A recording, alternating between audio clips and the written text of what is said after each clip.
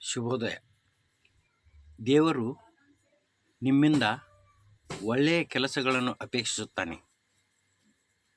ಉದಾಹರಣೆಗೆ, ದ್ರೌಪದಿಯು ಶ್ರೀ ಕೃಷ್ಣ ಪರಮಾತ್ಮನ ಬೆರಳಿಗೆ ಗಾಯವಾದಾಗ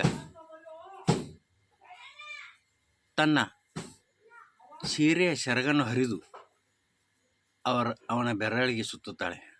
ಆಗ ಶ್ರೀಕೃಷ್ಣ ಪರಮಾತ್ಮ ಹೇಳುತ್ತಾನೆ, ಈ ನಿನ್ನ ಋಣವನ್ನು ನಾನು ಸಮಯ ಬಂದಾಗ ತೀರಿಸುತ್ತೇನೆ ಎಂದು.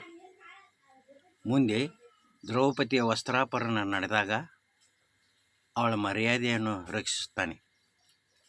ಹಾಗೆ ನೀವು ಮಾಡುವ ಒಳ್ಳೆಯ ಕೆಲಸಗಳು ಋಣವೆಂದು ಪರಿಗಣಿಸಿ ನಿಮ್ಮ ಸಮಯ ಬಂದಾಗ ಆ ಋಣವನ್ನು ತೀರಿಸುತ್ತಾನೆ. ಅದಕ್ಕಾಗಿ ಎಲ್ಲರೂ ಒಳ್ಳೆಯ ಕೆಲಸಗಳನ್ನು ಮಾಡಿ.